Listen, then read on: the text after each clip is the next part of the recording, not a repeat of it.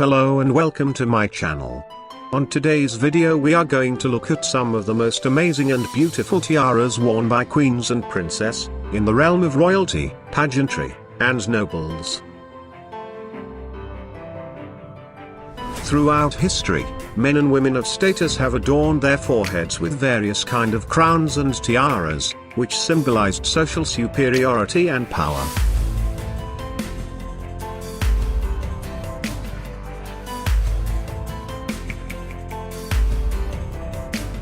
The fashion of wearing precious tiaras has fluctuated with history and gone in tandem with society's appetite for egalitarianism or elitism, but it has not vanished. The downfall of many European monarchies might have diminished its importance, but curiously, the notion of elitism and dream of being a princess, even for one day, has continued to seduce generations, and tiara has remained in fashion, in its classical styles as well as in new art forms.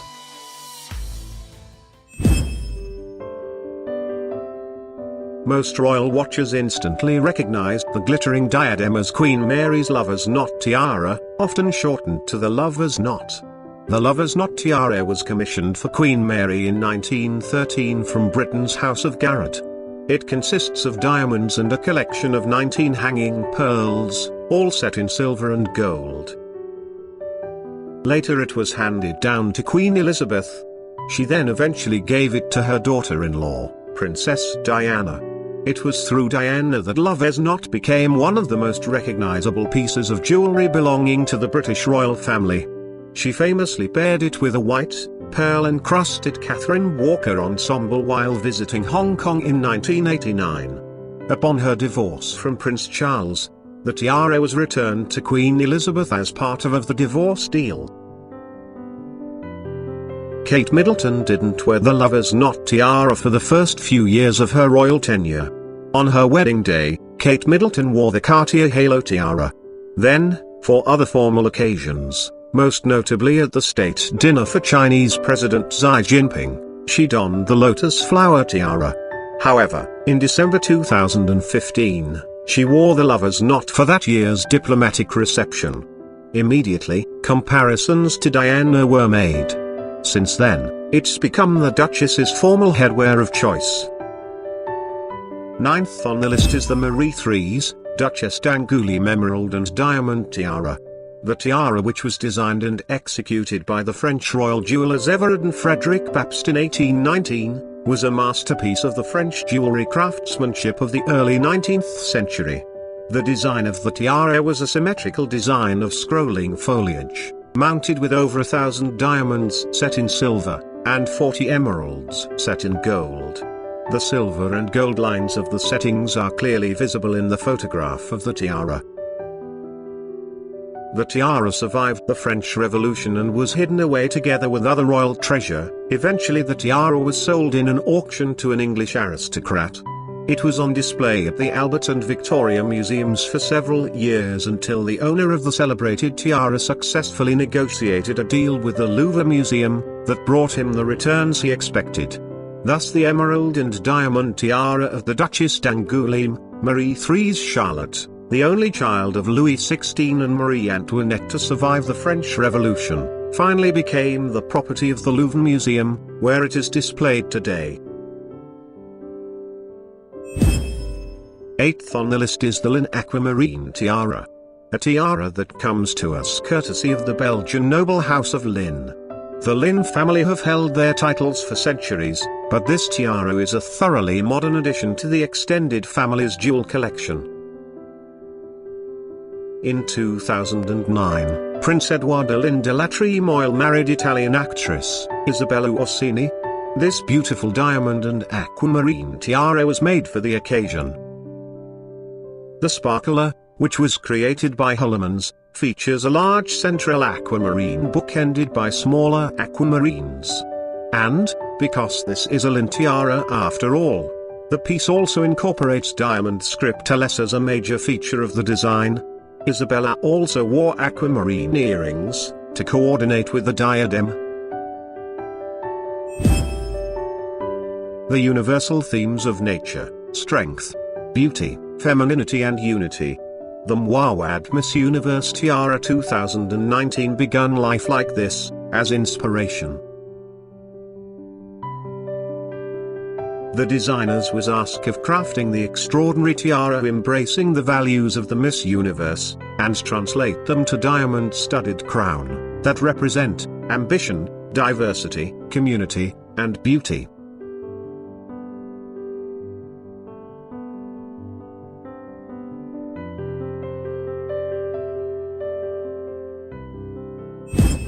This tiara came to life in a meticulous process that combined the artistry and creative vision, using technology, master craftsmen, and the expertise to source and polish diamonds to the highest standard.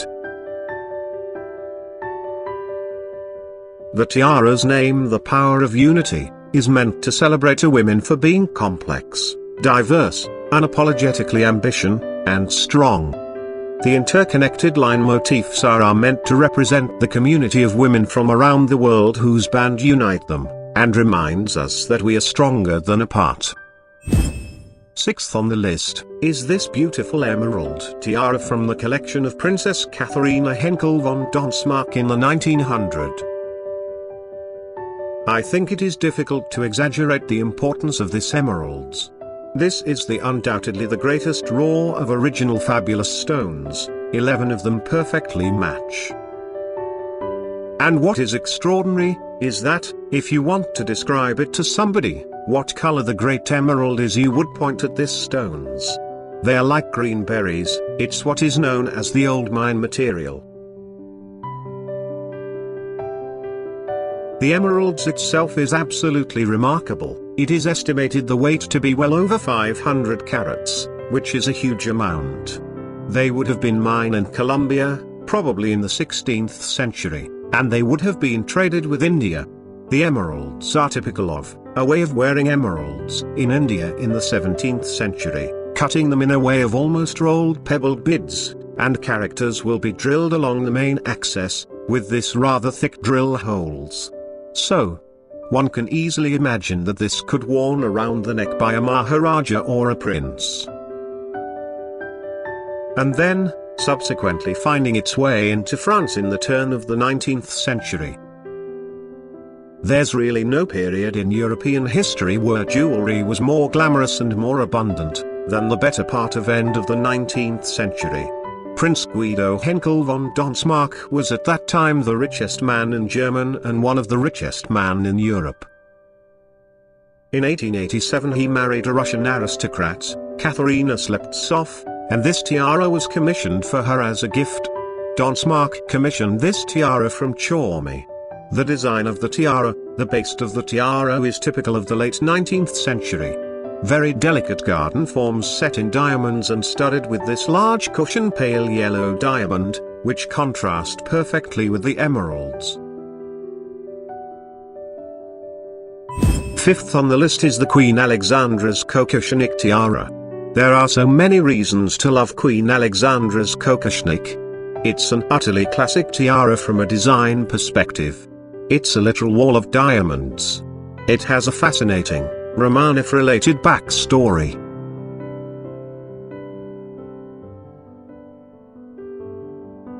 The original design of the tiara was worn by Empress Marie Feodorovna of Russia.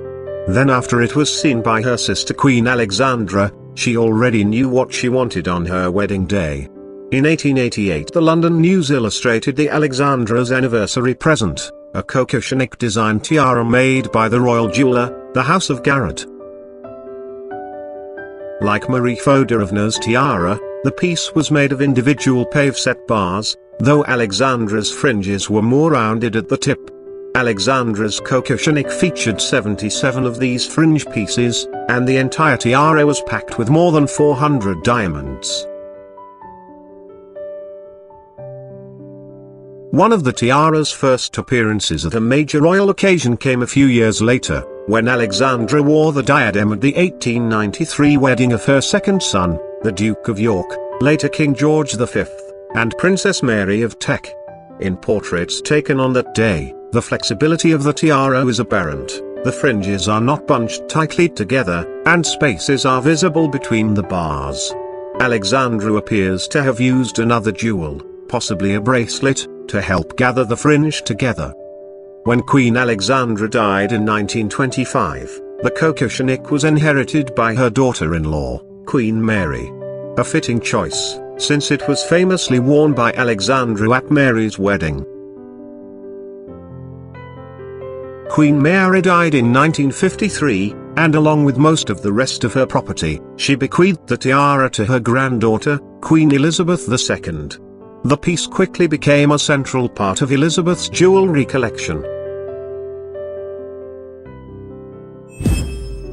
There are tiaras, and then there are masterpieces.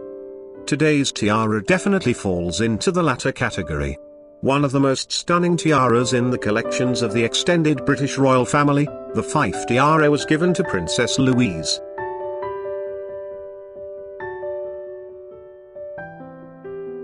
Princess Louise is the granddaughter of Queen Victoria, and she was the eldest daughter and third child of Albert Edward, Prince of Wales, and Princess Alexandra, who later became Edward VII and Queen Alexandra. The Fife tiara is made on an extremely intricate and delicate frameworks, and it contains diamonds ranging in weight from 1 to 10 carats. It was made in 5 pieces, and almost like one now. The tiara is extraordinary in its construction: silver in the front, gold in the back, and all of the 200 carats of diamonds, beautifully cut, while being presented in the thinness framework. But what really extraordinary is the tiny pivots in which the pear-shaped diamonds are presented, and they would have caught the light. When Louise, Duchess of Fife, worn it, it would be an extremely beautiful to behold. Third on the list is the Brazilian aquamarine tiara. Most of the sparkling tiaras worn by Queen Elizabeth II of the United Kingdom were legacies from queens and princesses past, but a few of them have been hand-picked or commissioned by the Queen herself. Today's tiara, the Brazilian aquamarine, was ordered by the Queen as a part of an evolving parure of jewels. The Brazilian aquamarine parure didn't start with a tiara, it began with a necklace and a pair of earrings. These diamond and aquamarine pieces were presented to the Queen in 1953 by the Brazilian president as a coronation gift on behalf of the people of Brazil. By 1957, the Queen had also commissioned Garrett to make a tiara to match the aquamarine dame parure. The tiara featured an elaborate diamonds and aquamarine band base, with 3 aquamarine and diamond elements placed at intervals. The Queen has worn the tiara fairly consistently since its overhaul, even though it's now one of the tallest and most imposing diadems in her collection. The last time we saw her wear the tiara in public was during the Commonwealth Heads of Government meeting in Australia in October 2011. Queen Victoria and Prince Albert's shared love of art and design resulted in many an exquisite treasure, including jewels like her sapphire coronet and the oriental circlet. "Albert has such taste and arranges everything for me about my jewels," Victoria wrote. This Gothic-inspired emerald and diamond tiara is another example, a piece personally designed by Prince Albert and commissioned in 1845 from the London jeweller Joseph Kitching for £1,150. The tiara, nearly a full circlet in shape, has a base of cushion-shaped diamonds and step-cut emeralds topped by a graduated row of 19 inverted pear-shaped emeralds. The largest emerald weighs in at 15 carats. The tiara completed a parure of emeralds and diamonds previously gifted to the Queen by her husband, including a necklace with 9 clusters of emeralds surrounded by cushion-shaped diamonds, a pair of pendant earrings, and a brooch featuring a 20-carat emerald. Queen Victoria was thrilled with her emerald tiara gift, referring to it as a lovely diadem of diamonds and emeralds designed by my beloved Albert, and writing of her husband's wonderful taste in her journal. The family has allowed the tiara to be shown on exhibition, and, of course, has just now loaned it on a long-term basis to the Victoria Revealed exhibition at Kensington Palace alongside the Fife tiara and the Fife fringe tiara. The rest of the emerald parure is also on show, ready and waiting for your admiration. It already has mine. This is one of my absolute favorite pieces.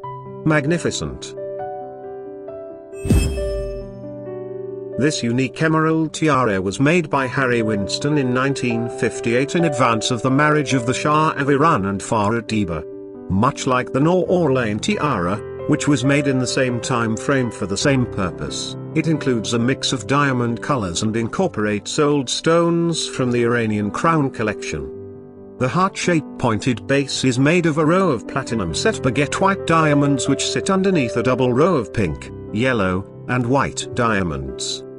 The brilliants are thought to be from the 19th century and Indian in origin. The largest two are 15 carats apiece. The top is set with 7 large oval and round Kokoshnik emeralds which are probably from South America and were likely cut before 1738, when Nadir Shah invaded India. The emeralds range in size from 10 carats each, for the two smallest, to 65 carats, for the large central stone, and are framed in diamonds thought to be from South Africa. The tiara may have been a signature piece for the Empress, but it belonged to the crown jewel collection and as such did not come with her when the imperial family fled the country in 1979. While they are no longer worn, the jewels are safe and sound and available for public viewing at the Treasury of National Jewels in the Central Bank of the Islamic Republic of Iran in Tehran. I hope you had a wonderful time viewing some of the most beautiful tiaras made for the royalties, nobles, and pageantry. It was a pleasure. Have a wonderful day.